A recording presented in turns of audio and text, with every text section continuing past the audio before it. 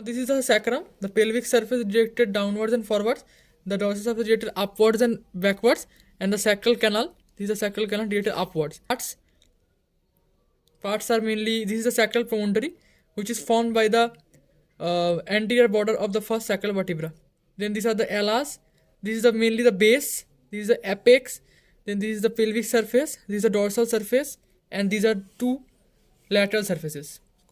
Now this sacral promontory, it is the sacral promontory which is formed by the anterior border of the first sacral vertebra. Now ala, these are the alas. Alas are formed by the costal element and transverse element of all the sacral vertebrae.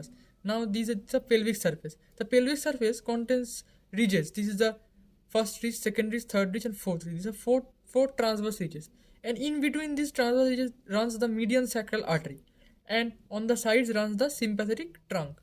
Now these are the foramens, four foramens, which is known as the pelvisacral foramens.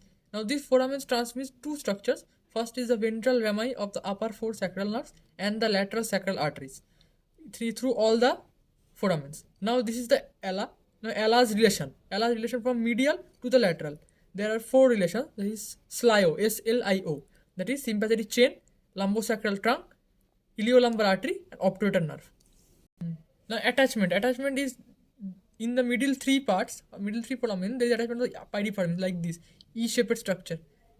Now the pelvic, this is the dorsal surface. The dorsal surface has three crests. First is the median crest, which is formed by the fusion of the upper four spinous tubercles.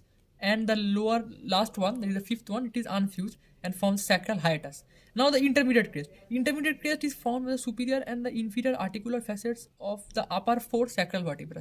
And the fifth sacral vertebra, it is unfused and it forms the sacral cornua. Now the lateral crest. The lateral crest is formed by the transverse elements of all the five sacral vertebrae.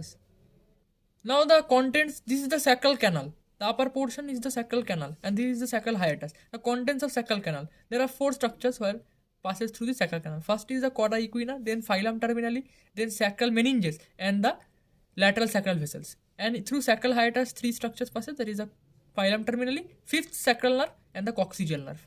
Now the lateral surface. Lateral surface consists of this part is known as the auricular surface, which articulates with the auricular surface of the hip bone.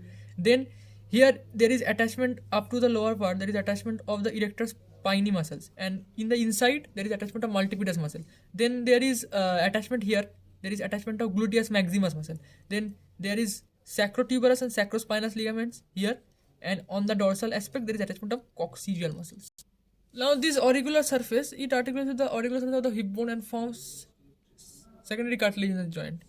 Plain type of synovial joint. And this part, the sacral promontory, articulates with the fifth lumbar vertebra and forms the secondary cartilaginous joint. And this apex also articulates with the coccygeal bone and forms the secondary cartilaginous joint.